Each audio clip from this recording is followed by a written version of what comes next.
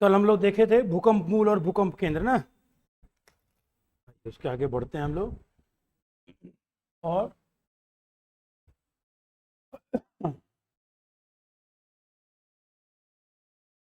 देखते हैं भूकंपीय तरंगे।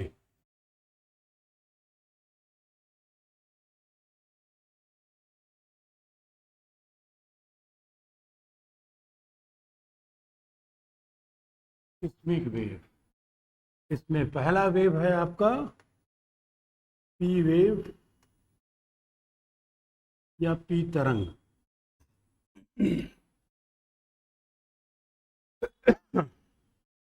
देखिए पी तरंग जो है इसको हम कहते हैं प्राइमरी वेव, या इसको हिंदी में आप कहिए तो प्राथमिक तरंग।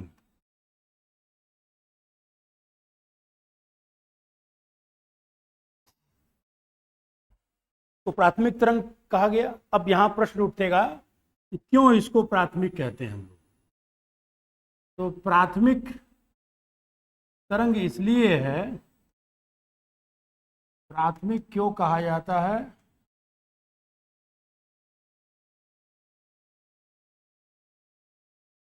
तो इसका कारण है पृथ्वी है, ये रहा आपका भूकंप मूल, मतलब जहां से कंपन प्रारंभ हुआ। इस भूकंप मूल से सबसे पहले जो कंपन भूकंप केंद्र तक पहुंचेगी,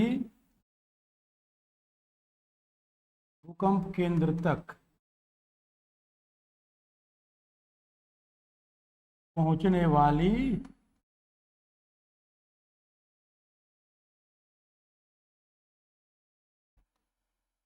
पहली तरंग जो होती है उसको पी तरंग कहते हैं। इसलिए ये प्राथमिक हो गया। अब यहां पर प्रश्न उठता है कि यदि सबसे पहले पहुंचती है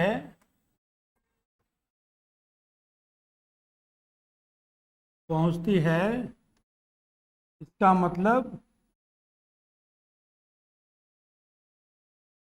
मतलब ये सभी भूकंपीय तरंगों में क्या है, सबसे अधिक गति वाला है।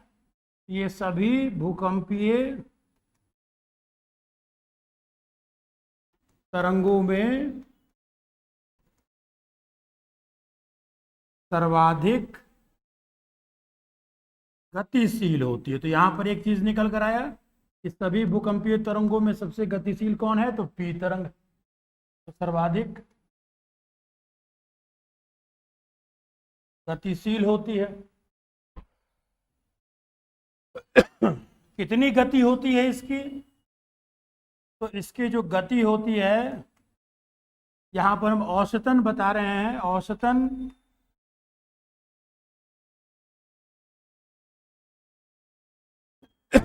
ये लगभग 8 किलोमीटर प्रति सेकंड। 1 सेकंड में 8 किलोमीटर का ये गमन करता है, चलता है। इस लिहाज से ये सबसे गतिशील हो गई। तो पी वेव्स में निकल कर आया कि इसको प्राथमिक तरंग कहते हैं। क्यों कहते हैं, क्योंकि ये पहले पहुंचती है कहां से कहां, भूकंप मूल से भूकंप केंद्र पर। मतलब कि कोई भी व्यक्ति सबसे पहले जो भूकंप के झटके महसूस करता है तो वो झटका किसका होता है, पी वेव्स का होता है। सर्वाधिक गतिशील है तो कितनी गति है, तो 8 किलोमीटर प्रति सेकंड है। हालांकि इसका रेंज जो होता है वो 14 किलोमीटर तक जाएगा। ये अधिकतम स्पीड जो है इसकी 14 किलोमीटर प्रति सेकंड तक जा सकती है। तो अब यहां प्रश्न उठेगा कि स्पीड क्यों 14 तक चली जाती है। इसके पीछे का रीजन है ये तरंग सभी माध्यमों में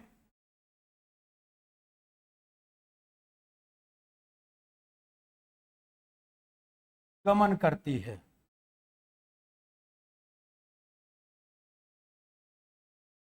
ये होश में भी चलेगी ये द्रव में भी चलेगी और ये गैस में भी चलेगी, मगर होता क्या है, गति जो है वो ठोस से गैस में आते आते कम होती जाती है, तो गति कम होती जाती है। अर्थात अगर आप देखें तो सबसे अधिक गति ठोस में, उसके बाद द्रव में, उसके बाद गैस।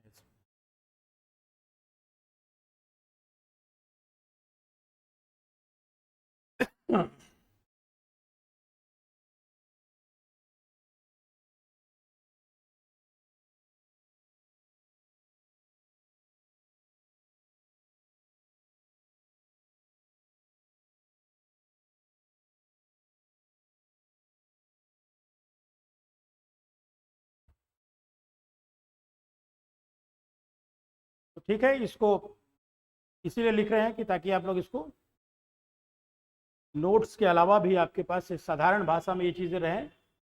तो ध्यान रखना है, सभी माध्यमों में चलेगी, ठोस में सबसे अधिक, अब सभी समझ सकते हैं। ठोस में भी जिसका घनत्व अधिक होगा, लोहा में लकड़ी की तुलना में ज़्यादा चलेगा, लोहा से भी कोई अधिक घनत्व का कोई अगर ठोस चीज़ है तो वो उसमें और भी गतिशील हो जाएगी आपकी। तो कई बार एग्जामिनेशन में 4 विकल्प दिए रहेंगे, चारों ठोस होंगे, उसमें पूछेगा किसकी गति सबसे अधिक किसमें होगी, तो आपको ये अंदाजा लगाना होगा कि 4 में किसकी घनत्व सबसे अधिक।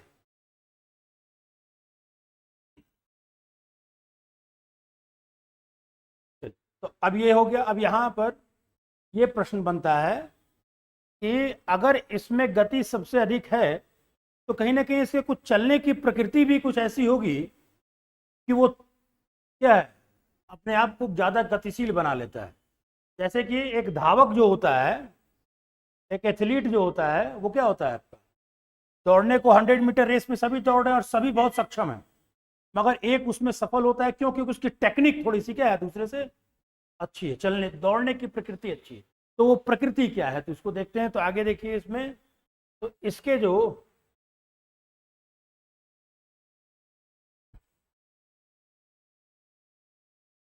इससे ये समझ में आएगा इसके गति करने की प्रकृति क्या है। सीधा दौड़ता है, टेढ़ा मेढ़ा दौड़ता है, कैसे दौड़ता है, ये इसकी प्रकृति है।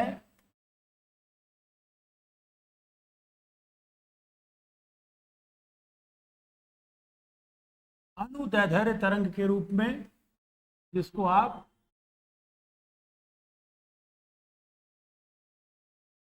लॉन्गिट्यूडनल वेव कहते हैं, अनुदैर्ध्य तरंग कहते हैं। इसमें अगर आप देखिएगा तो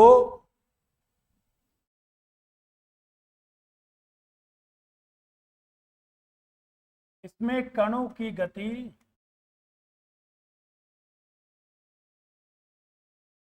तरंगों के सीध में होती है।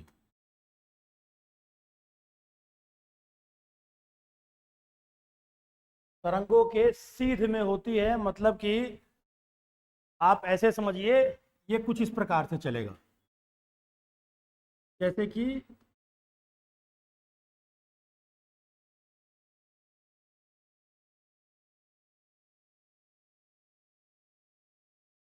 कुछ दूर तक ये बहुत ही आपस में सट सट के, मतलब कि नजदीक चलेगा, फिर थोड़ा सा जमा हो जाएगा,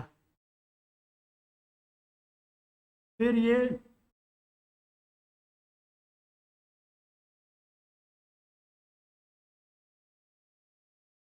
ऐसे चलेगा,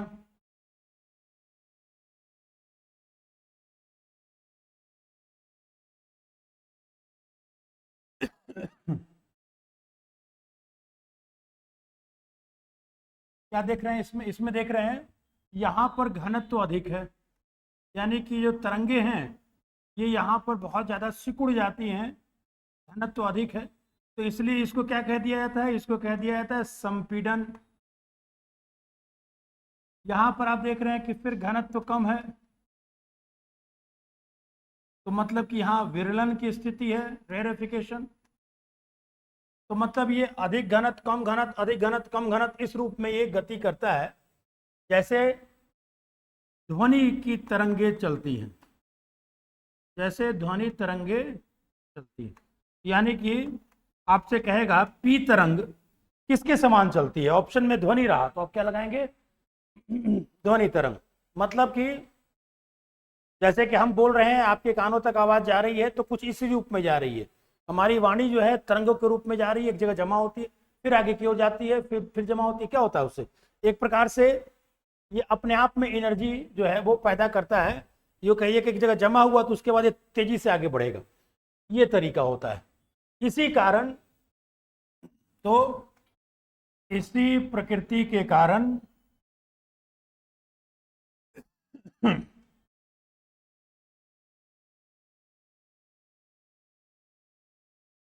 इसकी गति सर्वाधिक होती है। तो हमें बहुत टेक्निकल पक्ष में नहीं जाना है, मगर हाँ ऐसे प्रश्न आपसे पूछे जाएंगे। एक एक लाइन आपके लिए इंपॉर्टेंट है, कैसी तरंग है, किसके समान तरंग है, कौन तरंग संपीड़न से विरलन की तरफ जाती है, किस तरंगों की गति जो होती है वो कणों, जिसमें कणों की गति जो है वो तरंगों के सीध में या समान होती है। ऐसे तमाम प्रश्न बनेंगे, हर एक लाइन प्रश्न है आपका ये। तो चलिए यहाँ पर हो गया। अब इसमें पी तरंगों में क्या देखेंगे, तो लगभग हम लोग सब कुछ देख लिए, उसकी गति को देख लिए, उसके चलने की प्रकृति को देख लिए, सभी माध्यमों में चलता है वो देख लिए, जिसमें जिस जिस वस्तु का घनत्व सबसे अधिक होगा उसमें उसकी गति भी सबसे अधिक होगी आपकी। ये तमाम पक्ष पी तरंगों की हो गई। और अब आप क्या देखेंगे, चूंकि भूकंप केंद्र पर, जहां सबसे पहले पृथ्वी के धरातल पर महसूस होता है भूकंप, क्योंकि भूकंप केंद्र पर ये तरंग सबसे पहले पहुंचती है,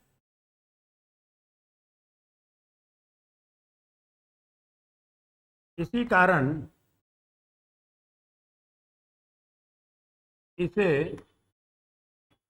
प्राइमरी शॉक, प्राथमिक कंपन भी कहते हैं।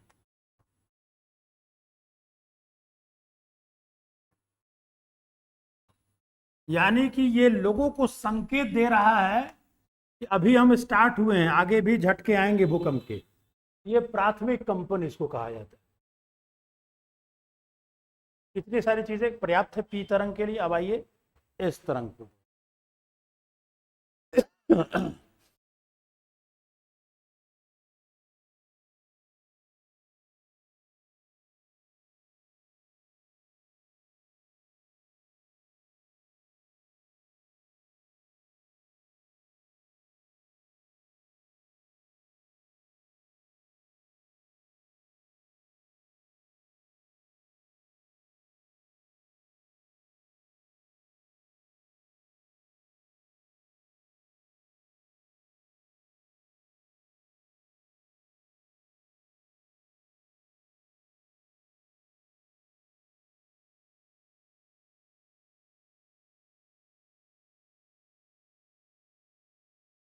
अब आते हैं इस तरंग।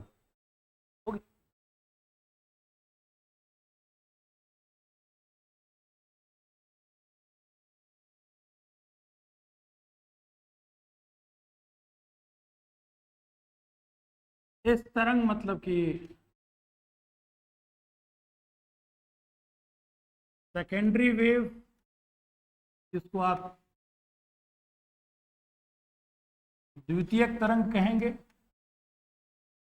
द्वितीयक से समझ में आता है कि पृथ्वी है, ये रहा आपका, मान लेते हैं भूकंप मूल। भूकंप मूल से सबसे पहले तरंग निकली पी तरंग। तो चलिए सबसे पहले पी तरंग निकली, इसलिए इसको प्राइमरी कह दिया गया। इसके बाद जो दूसरा तरंग भूकंप केंद्र की तरफ चलेगा वो तरंग है आपका इस तरंग। मतलब कि इस तरंग जो है, ये तरंग भूकंप केंद्र पर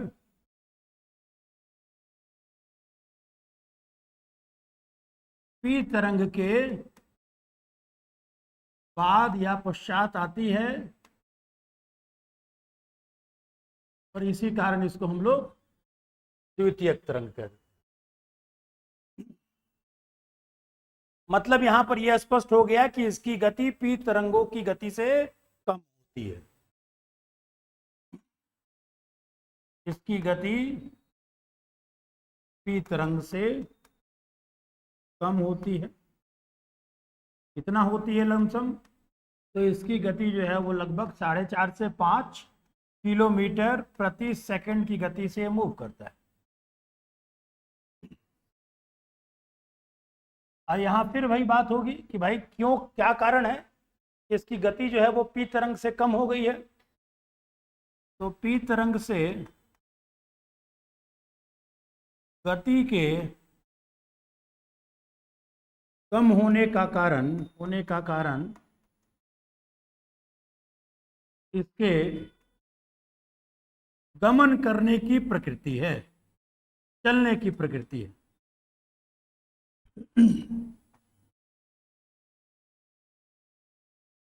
तो प्रकृति कैसी है जिसके कारण इसकी स्पीड कम हो जा रही? तो वो प्रकृति को कहते हैं हम लोग, ये तरंग अनुप्रस्थ तरंग है। अनुप्रस्थ तरंग का एग्जाम्पल देखेंगे तो इसका उदाहरण जो है, जैसे जैसे प्रकाश तरंग, जैसे लाइट मूव करती है वैसे ये मूव करेगा। जैसे जल की तरंगे मूव करेंगी वैसे ये मूव करेगा। ये कुछ एग्जाम्पल है, तो एग्जाम में पूछ देता है कि भाई पी तरंग किसके समान चलती है, इस तरंग किसके समान चलती है।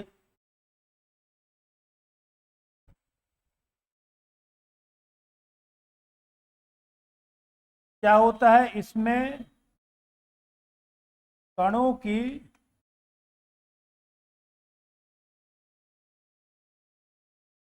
दिशा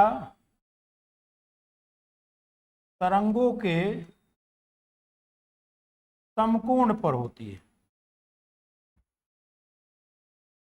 कैसे समझते हैं इसको? उसमें सीधे में होती थी, इसमें समकोण पर होती है। बहुत आसान है समझना। जैसे कि देखिए, इस तरंग जो है वो कुछ इस प्रकार से चलेगी, जिसमें एक शीर्ष होगा तो एक गर्त होगा, शीर्ष होगा, गर्त होगा। तो आपसे कहेगा कि क्या शीर्ष और गर्त के रूप में चलती है कौन? तो अनुप्रस्थ तरंग। अनुप्रस्थ तरंग का उदाहरण हो गया इस तरंग। तो इसमें देखिए, इसमें दोलन की जो गति होती है, ये से झुक गई तो लमसम आपका जितना ऊपर गया था उतना ही नीचे गया। तो लमसम यहां पर आप देखेंगे तो यहां पर 90 डिग्री का क्या होता है आपका कोण बन जाता है गति करते समय आपका। तो इसलिए अब कोई भी तरंग जो है वो सीधे जा रही है ऐसे तो तेज जाएगी, कोई तरंग ऐसे घूमते हुए जा रही है, उसकी स्वाभाविक है कि स्पीड क्या होगी आपकी, कम हो जाएगी। तो यही कारण है कि इसकी स्पीड जो है वो कम होने का कारण इसके चलने की गति।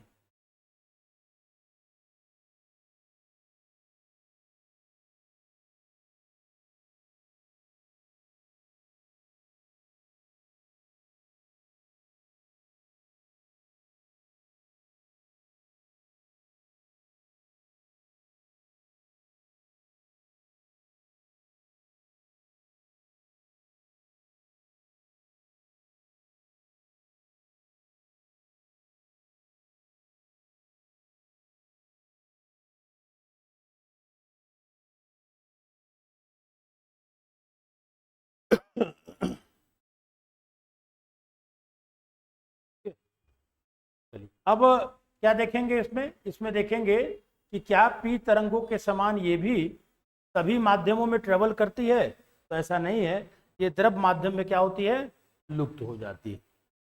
तो ये क्या एस तरंग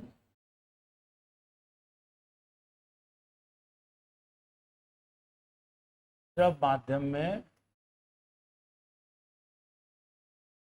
लुप्त हो जाती है, और इसी कारण इसको हम लोग शियर तरंग भी कहते हैं।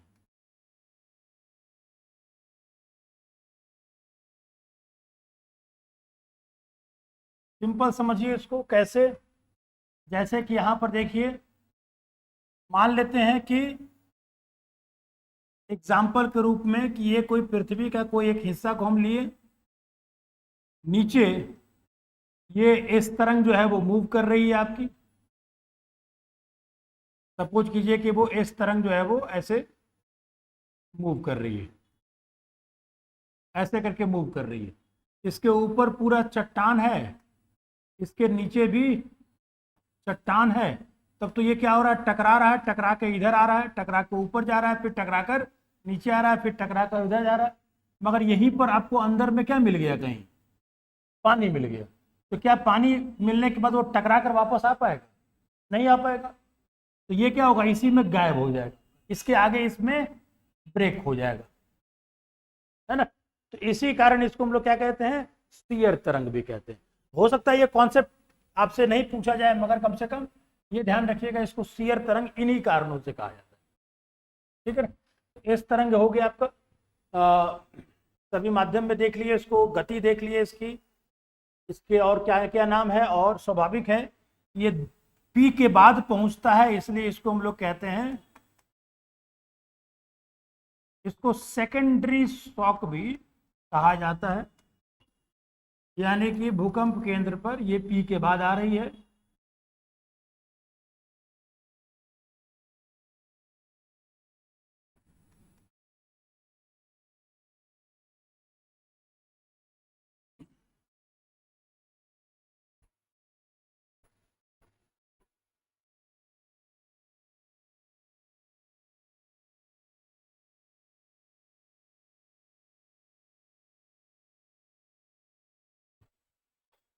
ये मूल रूप से ठोस माध्यम में ही गति करेगी।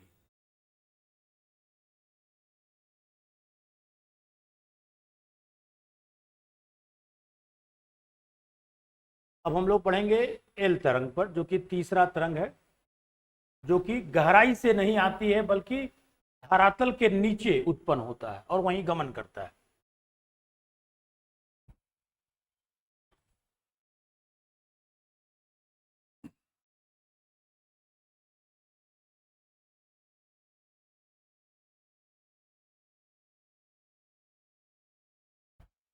इसको कहते हैं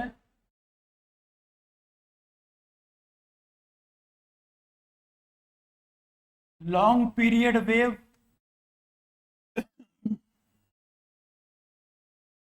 इसी को कहा जाता है सरफेस वेव,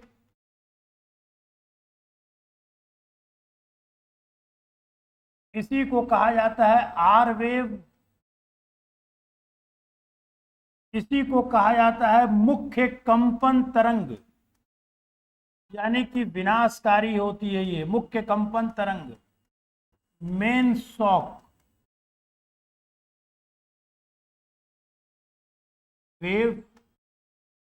क्योंकि ये सबसे अधिक विनाशकारी होती है, इसको कहा जाता है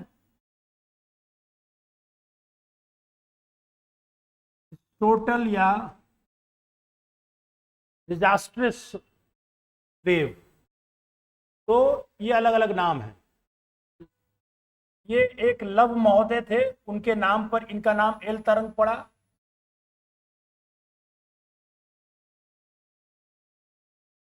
आर वेव्स पड़ा, एक लोग थे रेले।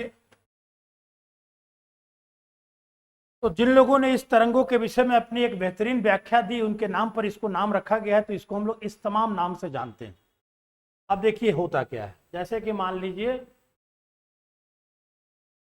ये आपकी पृथ्वी है, यहाँ आपका भूकंप मूल है, जहां पर नीचे असंतुलन की स्थिति होने पर कंपन निकलना शुरू हुआ। चलिए पहले तो पी निकला, ये हम लोग पढ़ चुके थे। उसके बाद फिर इसमें पी के बाद ऊपर केंद्र पर इस तरंगे निकलेंगी, इस तरंगे आई आपकी।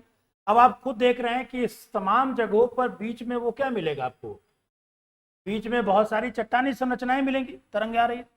इन चट्टानों के टकराने से, किन के टकराने के, पी और एस के टकराने से एक नए प्रकार का तरंगों का जन्म हो जाता है, ठीक है ना। और ये तरंग जो जन्म लेती है वो लंबवत नहीं चलती है, बल्कि वो कैसे चलती है, क्षैतिज रूप। तो इसमें क्या क्या चीजें आपको याद रखना है, इसमें याद रखना है पहला चीज कि इस तरंग का या इस तरंग की उत्पत्ति भूकंप मूल से नहीं होती है।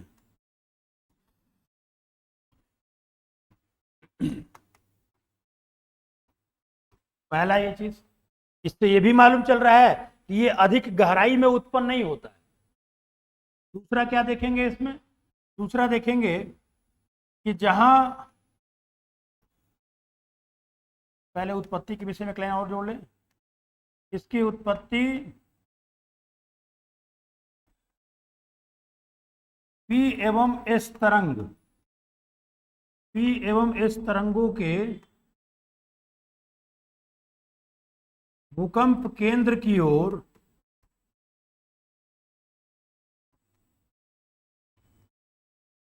गमन के दौरान आंतरिक चट्टानी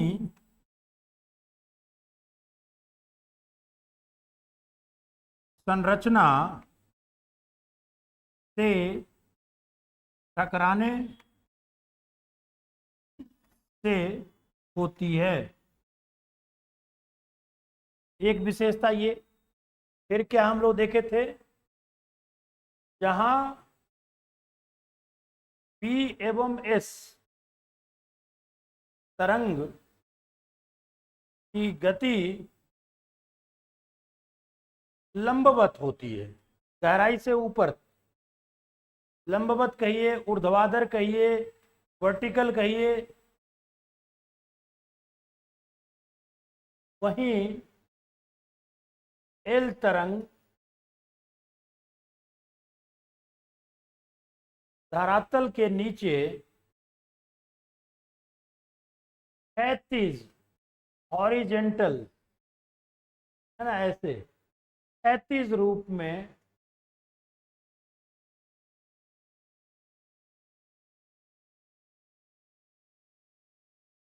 गमन करती है। तो एक एक लाइन यहाँ पर इंपॉर्टेंट है आपके लिए। तो ये नहीं होती है, इसमें उत्पत्ति का कारण क्या है, क्षैतिज गति से ये मूव करता है।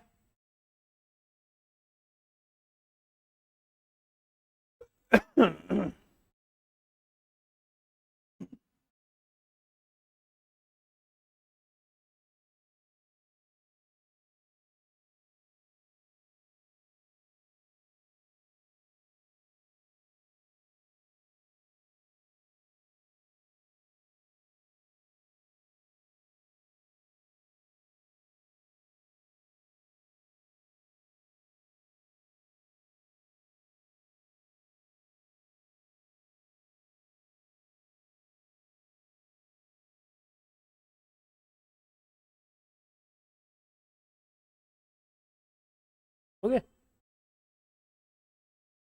अब इसके बाद देखेंगे कि भाई जब पी का हमने बताया अनुदैर्ध्य है, लॉन्गिट्यूडनल है, इसके विषय में बताया कि वो अनुप्रस्थ है या ट्रांसवर्स है। तो वैसे इसके चलने की प्रकृति क्या है, तो आपको ध्यान रखना है कि एल तरंग भी अनुप्रस्थ तरंग या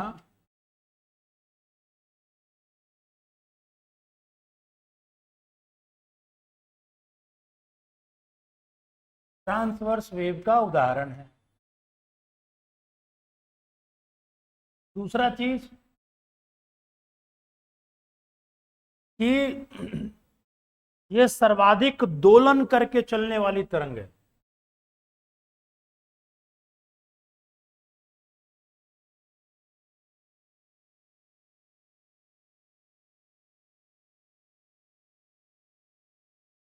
अब बताते हैं, जैसे कि पहले दो लाइन लिख देते हैं, उसके बाद ये सर्वाधिक दोलनकारी ऑसिलेटिंग वेव्स हैं और इसकी गति सबसे कम मतलब भूकंपीय तरंगों में होती है कितनी, तो इसकी गति जो होती है वो लगभग 2.5 से 3 किलोमीटर प्रति सेकंड की गति से मूव करता है। इसी चीज को कंपेयर कीजिए, अनुप्रस्थ है, इसका मतलब ये भी शीर्ष से गर्त के रूप में चलेगा, ऐसे ऐसे ऐसे। मगर आप क्या देख रहे हैं, मगर गति कम है, यहां पर गति कम है, परंतु दोलन अधिक। अब खुद समझिए कि ऊपर अगर मान लेते हैं, ये 1 मिनट के लिए मान लीजिए, ये जो ऊपरी भाग है आपका, ये कोई धरातल है पृथ्वी का,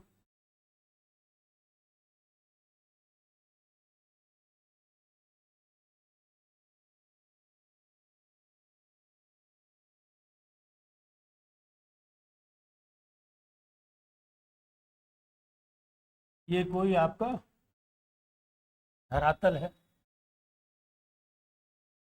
ये मकान वगैरह हो गए आपके। तो हमने क्या देखा था कि पी और एस तो ऐसे आ रहा है, ऐसे आ रहा है, और ये चल रहा है आपका धरातल के करीब से, ज्यादा धीमी गति है मगर ज्यादा क्या कर रहा है, आपको झटके देगा। ये मकान पेड़ पौधे ऊपर जो है वो ज्यादा क्या होंगे, इससे हिलेंगे, इनके टूटने की संभावना, इनके डिजास्टर होने की संभावना ज्यादा होगी, इसलिए इसको विनाशकारी तरंग भी कहा जाता है। और ये यही कारण है, इसी कारण इसको हम लोग मुख्य कंपन कहते हैं। अगर कोई भूकंप आने पर बोलता है कि आधे घंटे बाहर रहो, तो इसके पीछे का कारण ये है कि अभी पी आया है, अभी एल आना बाकी है, और एल ही तय करेगा कि कितना नुकसान हो सकता है।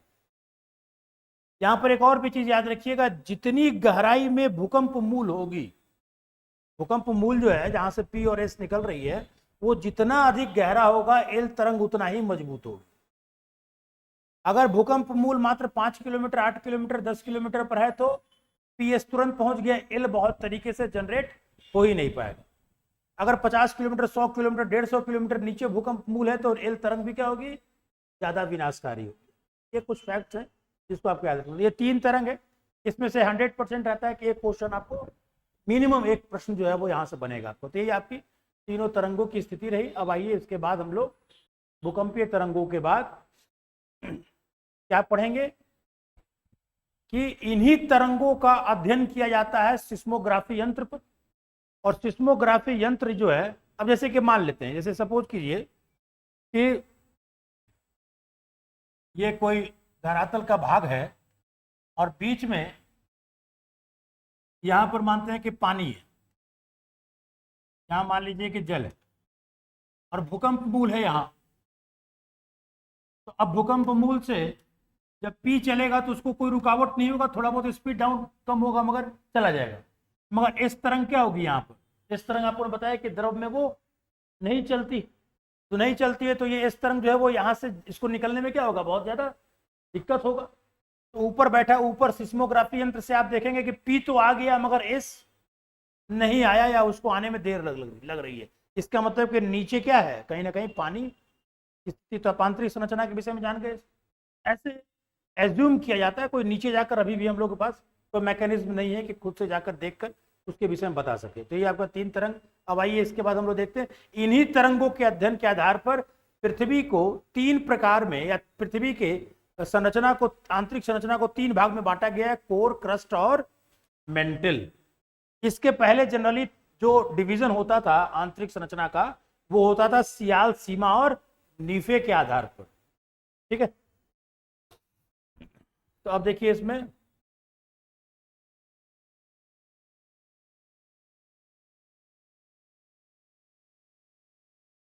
तो ये लिख नहीं रहे कि इन तरंगों के आधार पर ये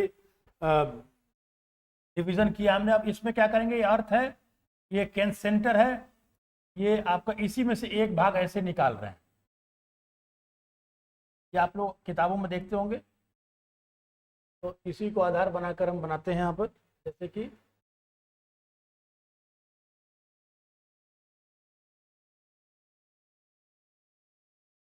अब पहाड़ यहाँ पर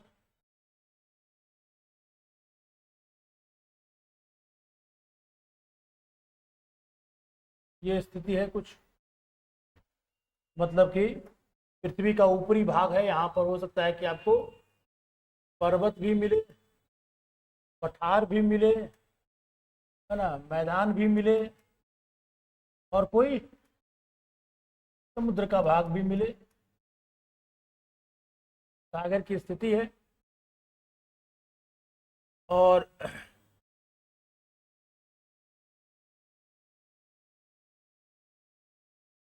ये जो ऊपरी भाग है इसको हम लोग कहते हैं, ये क्या कहलाएगा आपका, ये कहलाएगा क्रस्ट, इसको आप कहते हैं भूपर्पटी, या इसी को आप कहते हैं भूपटल। ये क्रस्ट हो गया आपका।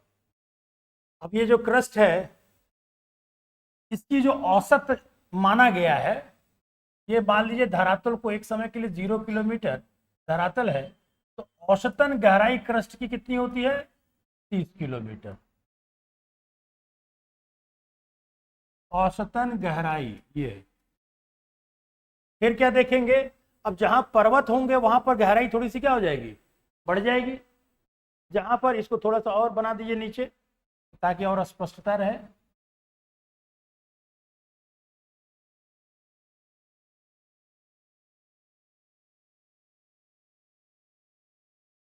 जहां पर्वत है वहां पर गहराई ज्यादा होगी क्योंकि बेस उसका ज्यादा नीचे तक जाएगा।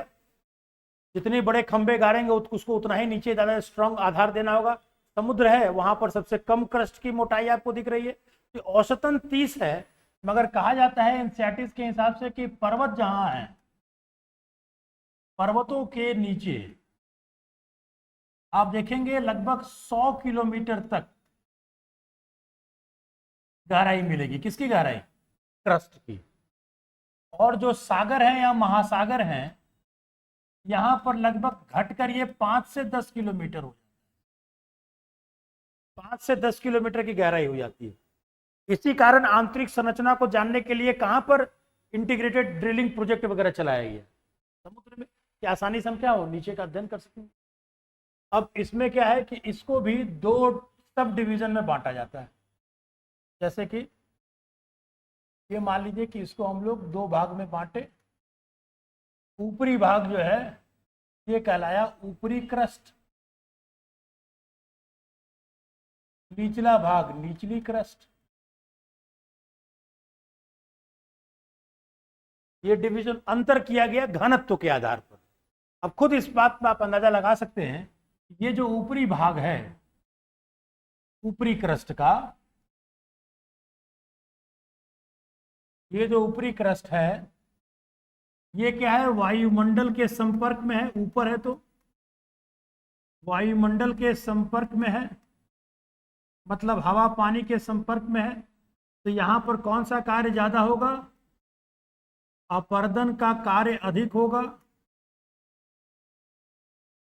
जब अपर्दन का कार्य अधिक होगा तो स्वाभाविक है कि ऊपरी भाग पर, ऊपरी क्रस्ट में किस प्रकार के चट्टानों की अधिकता मिलेगी, अवसादी या परतदार चट्टानों की प्रधानता मिलेगी। और आप खुद अंदाजा लगा सकते हैं, अगर ऊपरी भाग में अवसादी चट्टान अधिक है इसका मतलब कि यहां पर घनत्व तो कम हो, है ना, जिस कारण घनत्व जो है यहां पर लगभग 2.8 ग्राम प्रति घन सेंटीमीटर होता है। ये 2.6 से लेकर माना जाता है, 2.6 से लेकर 2.8 तक लमसम इतना घनत्व है। क्या बताए थे पी तरंग में, कि पी तरंग जो है जितना कम घनत्व होगा उसकी गति उतनी ही कम होगी। तो यहां पर अगर हम पी तरंगों की गति की बात करेंगे तो पी तरंग की गति लमसम 6.1 किलोमीटर प्रति सेकंड होती है। ये रहा ऊपरी क्रस्ट की बात। वैसे ही आप निचले क्रस्ट की बात कीजिए।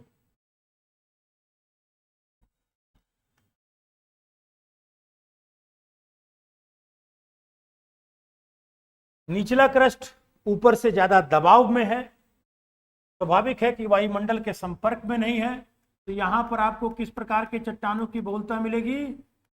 आग्नेय प्रधान होगा ये। अब आग्नेय चट्टान प्रधान है तो इसका घनत्व भी अधिक होगा, तो इसका घनत्व लमसम आपका 3 या 3.2 तक भी होता है आपका, तो 3 से लेकर 3.2 ग्राम प्रति घन सेंटीमीटर तक होगा। तो पी तरंग की गति भी यहाँ पर क्या हो जाएगी? बढ़ जाएगी। तो पी तरंग जो है वो लगभग 6.9 किलोमीटर प्रति सेकंड की गति से यहाँ पर ट्रेवल करेगा ऊपरी भाग में। यही हमें समझना है आपको, ऊपरी क्रस्ट और निचले क्रस्ट क्या अंतर है।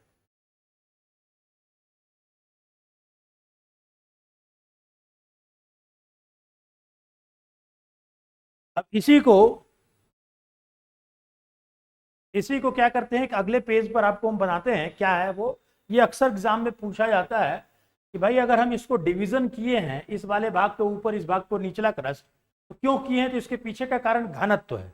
इसके ऊपर घनत्व कम है, इसके ऊपर घनत्व अधिक है। अमूमन ये काल्पनिक रेखा है, इसलिए एक मैप बनाते हैं फिर इस पर आते हैं तुरंत। तो मतलब कि यहाँ पर याद करने के संदर्भ में आपको हम बनाते हैं ये। चलिए फिर से यही चीज ऐसे करके सिंबॉलिक रूप से बनाते हैं। अब ये हो गया आपका, बीच में ये है आपकी ऊपरी क्रस्ट,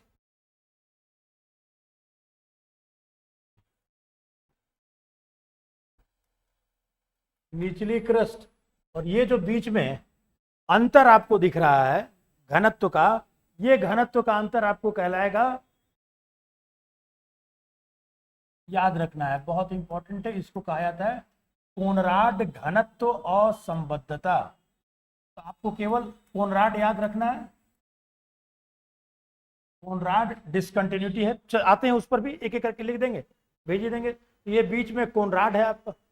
अब बढ़िए, इसके बाद निचला क्रस्ट के बाद जब आप यहां बढ़ेंगे तो आपको मिलेगा नीचे मेंटिल का भाग। तो मेंटिल जो है वो 30 किलोमीटर से लेकर लगभग 2880 या 2900 किलोमीटर तक, ये मेंटिल। और इस मेंटिल का भी भाग में अपर मेंटल जो होता है ये यहां तक 30 से 700 किलोमीटर तक का भाग जो है ये कहलाता है आपका ऊपरी मेंटिल, और ये है आपका निचली मेंटिल। निचली मेंटिल एग्जैक्ट आप देख सकते हैं, लगभग ये लमसम ये स्थिति है। एक आधार बनाया गया, ऐसा नहीं कि एग्जैक्ट होगा, मगर हाँ। अच्छा, अब यहाँ देखिए क्या है, जो सबसे इंपॉर्टेंट बात है वो निचला क्रस्ट के नीचे जो कि मेंटल का भाग है, यहाँ पर एक और मंडल है जो कि मेंटल के अंतर्गत ही आता है, जिसको हम लोग क्या कहते हैं, जिसको ये जो नाम है, ये जो बीच का भाग आप देख रहे हैं, इसको हम थोड़ा ड्रॉ कर देते हैं, तो लिख देते हैं यहाँ पर नाम, इसको कहते हैं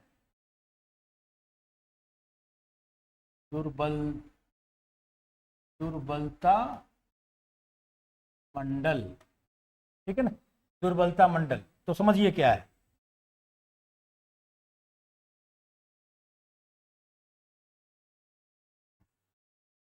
दुर्बलता मंडल जो कि अपने इंग्लिश नाम से बहुत पॉपुलर है, स्टेनोस्फीयर।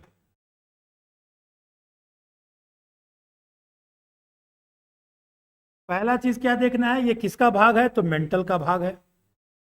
कभी भी इसको क्रस्ट का भाग नहीं समझना है, मेंटल का भाग है।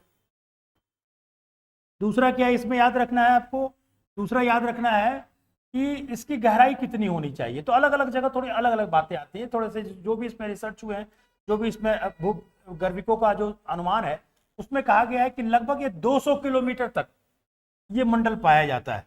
तो इसलिए एनसीईआरटी क्या लिखता है, एनसीईआरटी लिखता है 200 किलोमीटर तक गहराई होती है किसकी, इस मंडल की। कहां से कहां, 30 से लगभग, है ना। कोई एक बाउंड्री खींच पाना थोड़ा मुश्किल है इसमें, मगर पीटी में आपको चूंकि एग्जैक्ट पूछेगा तो आप याद रखिएगा 200 किलोमीटर। होता क्या है ये भाग जो है, ये जो दुर्बलता मंडल का भाग है, ये अर्ध तरल अवस्था में,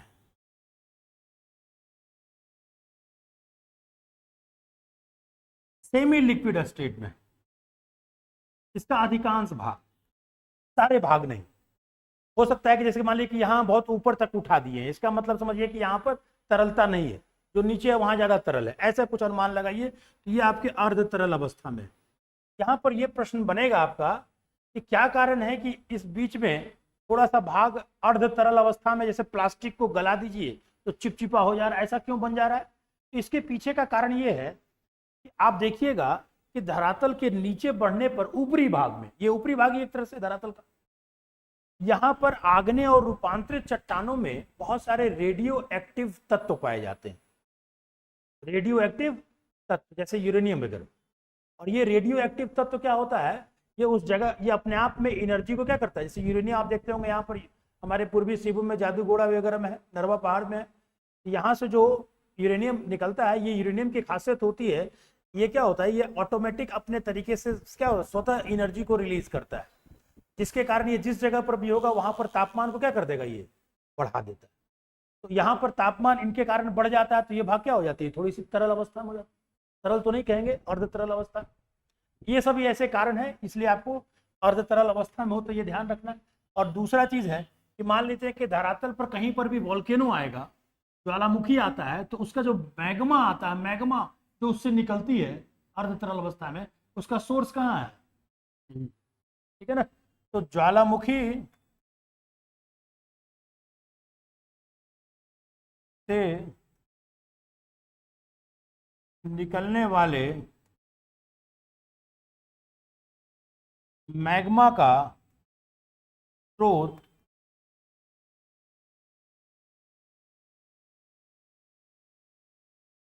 दुर्बलता मंडल है, इसलिए इसको हम लोग क्या कहते हैं, इसको कहते हैं मैग्मा भंडार या मैग्मा चेंबर। इसलिए इसको मैग्मा भंडार या मैग्मा चेंबर के नाम से भी जाना जाता है।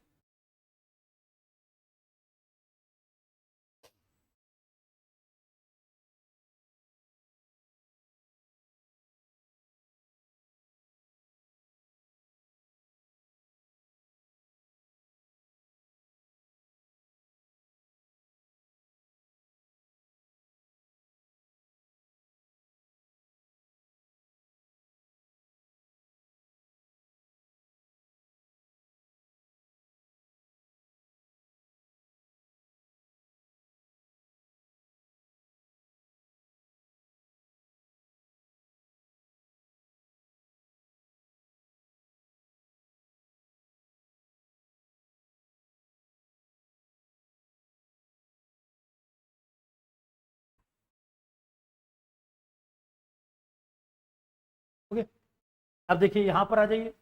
तो हमने देखा ऊपरी क्रस्ट और निचले क्रस्ट के बीच में कौन मंडल है, कौन घनत्व संबंधी असमता है, तो कोनराड। फिर आइए यहाँ पर, यहाँ पर भी हम लोग लिखे थे क्या, मेंटल लिखे थे ये, और ये आपका ऊपरी मेंटल लिखे थे, ये आपका है ऊपरी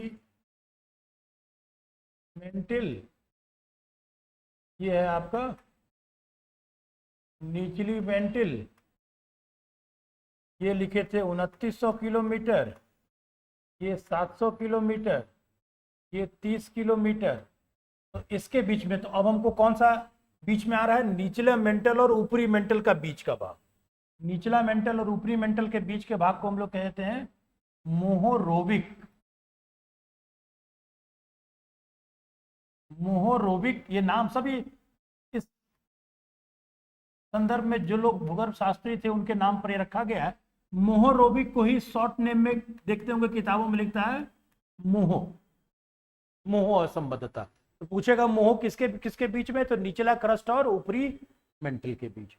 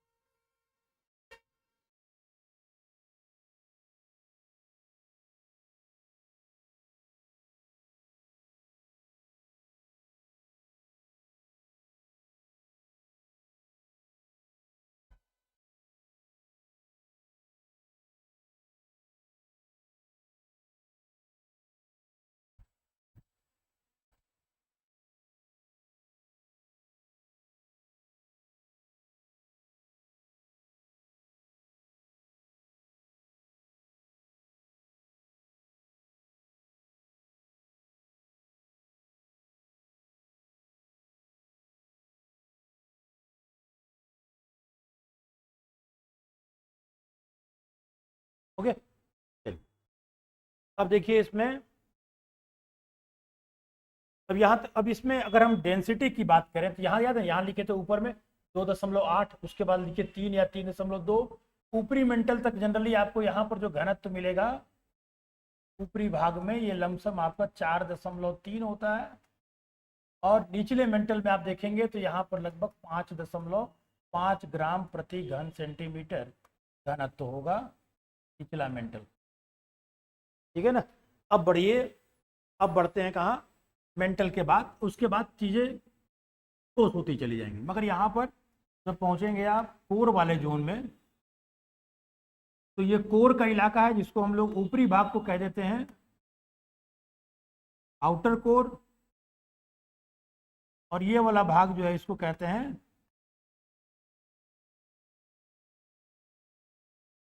आंतरिक कोर। ये 5150 किलोमीटर तक है और ये 6371 किलोमीटर तक है। ये सिचुएशन आप देख रहे हैं इसमें।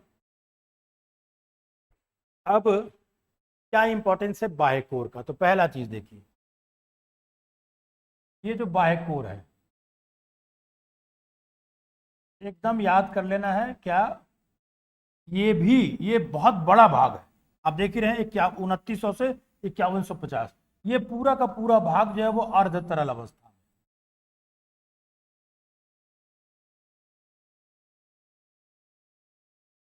अब अर्ध तरल अवस्था में कोई चीज रहेगा तो हम जानते हैं कि यहां पर एस तरंग क्या होती है, नहीं पहुंच पाती, यहां पर एस तरंग नहीं पहुंचती। ये हम आपको अगले दिन क्लास में बताएंगे कि क्या इस तरंग नहीं पहुंचने का कारण, उसका छाया क्षेत्र कहां से कहां होता है। अभी इतना जान लिए कि मान लीजिए कि इस तरंग कहीं से यहाँ पर भूकंप आया, यहाँ से भूकंप की लहरें ऊपर गई, टकरा कर ये तरंगे हैं ना, तरंगे ऊर्जा है, ये खत्म होती नहीं है ना, गमन करती है, तो ये इस जोन में आकर बाह्य कोर में ये नहीं पहुंच, बाह्य कोर तक ही पहुंचेगी, इसके अंदर नहीं जाएगी इस तरंगे आपका। इसके बाद बाह्य कोर के विषय में क्या है और खासियत है, ये एक प्रकार के अर्थ का डायनमो के रूप में काम करता है, पृथ्वी के डायनेमो के रूप में काम करता है, एनर्जी डायनेमो के रूप में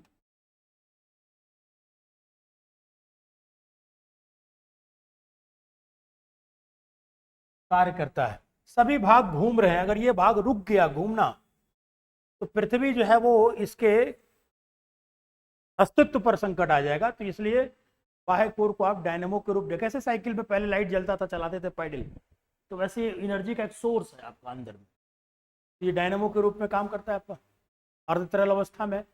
और नीचे आपका आंतरिक कोर हो गया, जो कि ध्यान रखिएगा ये आंतरिक कोर ठोस अवस्था में, ठोस अवस्था में।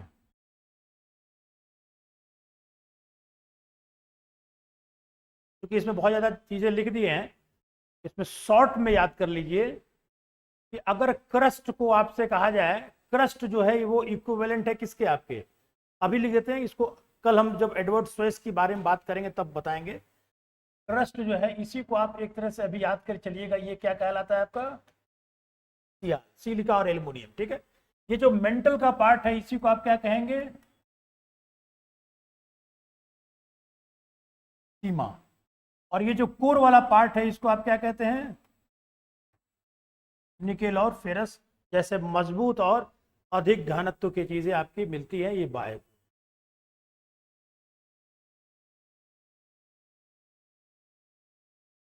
ठीक, अब एक चीज और लास्ट में क्या देखेंगे, अब यहाँ देखिए आप इसमें, तो सब में घनत्व हम लिखते आए हैं, यहाँ पर 5.5 है, यहाँ पर 4.3 है, तो यहाँ पर लमसम जो है वो घनत्व जो है, अगर हम किताबी बात करें इसमें तो वही याद करना है आपको, तो लमसम आपको ये 12 के आसपास यहाँ पर घनत्व मिलेगा, 12 ग्राम प्रति घन सेंटीमीटर। और सबसे अधिक घनत्व स्वाभाविक है आंतरिक कोर में है, क्योंकि सब तरफ से दबाव है इस पर। यहाँ पर जो घनत्व आपको मिलेगा ये मिलेगा लमसम 13.3 ग्राम प्रति घन सेंटीमीटर के आसपास, लगभग 13.3 या 6 कर दीजिए, हालांकि लमसम है, कोई गलत नहीं होगा, 13 के ऊपर होता है ये ध्यान रखना। ये अब यहाँ पर आप स्वाभाविक रूप से अंदाजा लगा सकते हैं कि जैसे जैसे ऊपर बढ़ रहे हैं घनत्व तो बढ़ता जा रहा है, तो पी तरंग की गति भी यहाँ पर सबसे अधिक होगी आंतरिक कोर में। तो है ना, तो यहाँ लिख ही देते हैं, हालांकि बहुत ज्यादा यहाँ पी तरंग की गति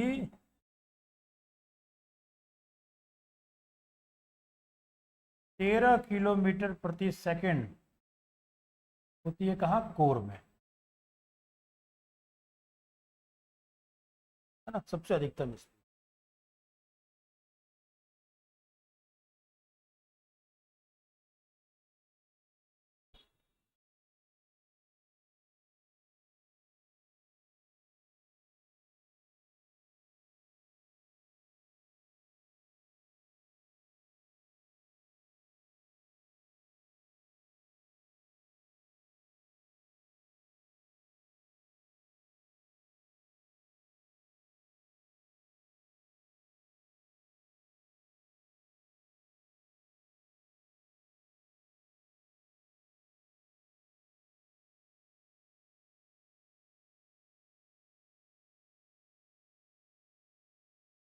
ओके, अब इसको कंप्लीट कर लेते हैं हम लोग।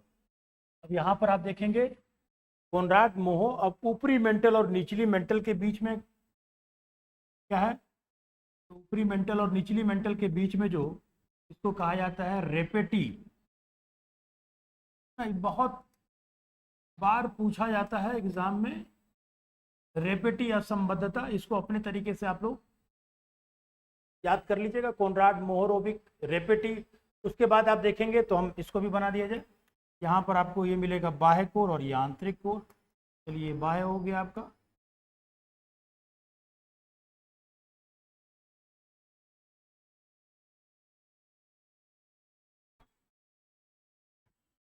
अब देखिए निचली मेंटल और बाह्य कोर के बीच में जो घनत्व संबंधी असंबद्धता है उसको हम लोग कहते हैं गुटेनबर्ग। गुटेनबर्ग कहते हैं, और एक और विद्वान है उनके नाम पर, उनका नाम है विचार्ट, तो विचार्ट भी कहा जाता है। विचार्ट असंबद्धता एक है आपका। अब यहाँ बाह्य कोर और आंतरिक कोर के बीच में लेहमैन,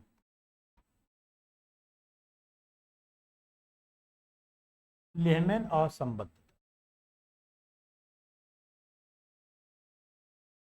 है ना। तो जैसे जैसे आप नीचे की तरफ जा रहे हैं,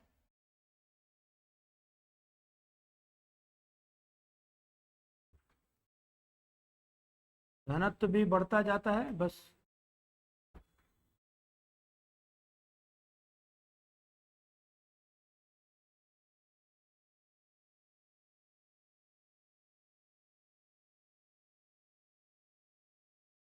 पी तरंगों की गति भी बढ़ती जाती है, यही है ना। फटाफट इसको हम आपको सेव करके भेज देते हैं। और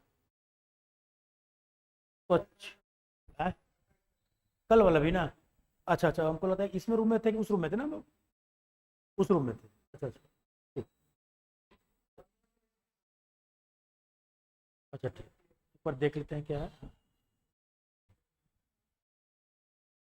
इसको अच्छे से बनाते पढ़ते रहिए, अनसॉल्व प्रश्न को सॉल्व करते रहिए। क्वेश्चन का स्टैंडर्ड आसान होगा, भारी होगा, क्या होगा, इस पर बिना विचारे हमें ये ध्यान रखना है कि हम इसमें कोई भी प्रश्न को नहीं छोड़ेंगे लेटेस्ट घटना तक। इसलिए आपको करंट अफेयर से भी इसमें जोड़ रहे हैं, हट जा रहे हैं, है ना, उसको तुरंत आप